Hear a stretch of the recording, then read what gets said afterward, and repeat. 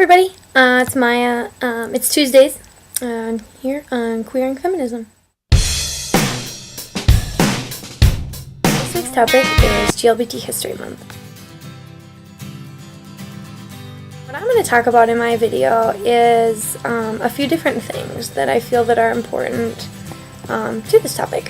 One thing I wanted to talk about is just the representation of GLBT History Month in comparison to other cultural history months. I just wanted to pose some questions as to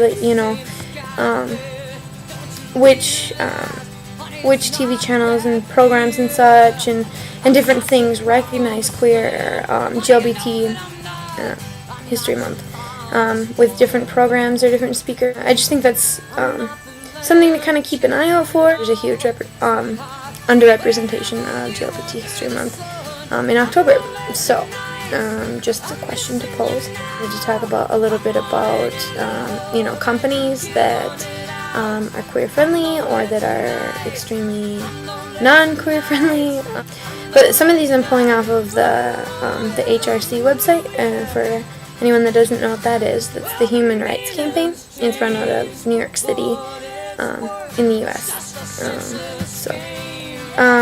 So the best places to work in 2010, and I believe this came out September 14th, 2009, so it's very recent. For some different, apparel and department stores, believe it or not, Nike is on there, Levi and Liz Claiborne and some others, so that's pretty cool.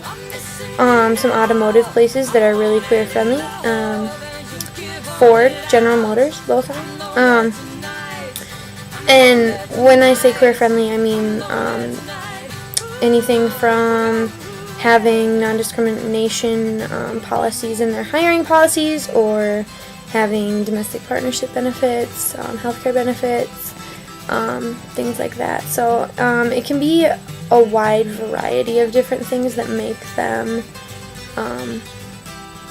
queer friendly. General Mills here in Minneapolis, Minnesota, woo-doo.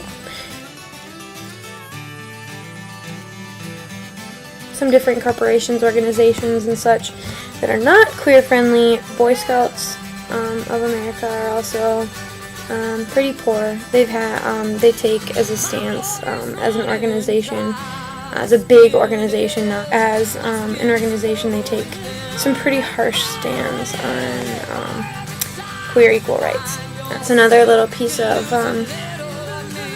GLBT History Month that I wanted to talk about. Are different little symbolisms and such that as queers we may take for granted, and sometimes I'm trying to stay out of the shadows.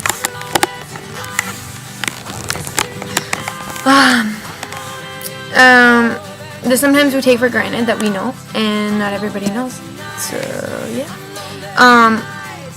One of the ones I want to talk about is the hanky code. I know it's kind of funny and people joke about it and stuff, but at one point it was a huge deal about how you identified people and the color of their handkerchief, and in which back pocket it was in, determined whether they were a top or a bottom, or what they like, what they dislike, what they want. You can look anywhere for the hanky codes. I'm right now on Wikipedia, which, how reliable is that? Take it with a grain of salt, but it also is a hanky code. So, might be a great place to look up hanky codes. Wikipedia. So you have a black handkerchief in your pocket. Well, that would mean that you're into S&M. And if you had it in the right pocket or the left pocket, would indicate whether you want to be on top or bottom. I believe that if you wear it in the left pocket, you're a top, and the right pocket would be a bottom. But I've never actually used the hanky code, so I can't say from personal experience. But anyway, I find it pretty interesting that no matter the time, whether this was, I don't know, 100 years ago, 1,000 years ago, 10 years ago, a year ago, last week, people in the GLBT community, in the queer community, we've really been resilient, and we've found ways to, live our lives and be happy with who we are, and to find other people that are like us. And so that's really cool, and I think that's something that we should acknowledge as part of our history. We've got all these kind of, mannerisms and funny little quirks. Their symbolism that I wanted to talk about is just the symbolism of stars and of nautical stars. Nautical stars in the queer community have, you go into a gay bar and you see constellations everywhere. They're on lesbians, they're on butches, they're on femmes, they're on gay men, they're on fairies, they're on this and that, and everyone, drag queens, drag kings, everybody has stars. You're not a true queer until you have a star tattoo. So yeah, the symbolism and the story goes that in, I think it's like the 50s, 60s, lesbians would get nautical stars tattooed on their wrist, like right here-ish. And then and they would get them tattooed on their wrist because then they could cover it up easily with a watch during the daytime, and then they would go out at night, and other lesbians would see that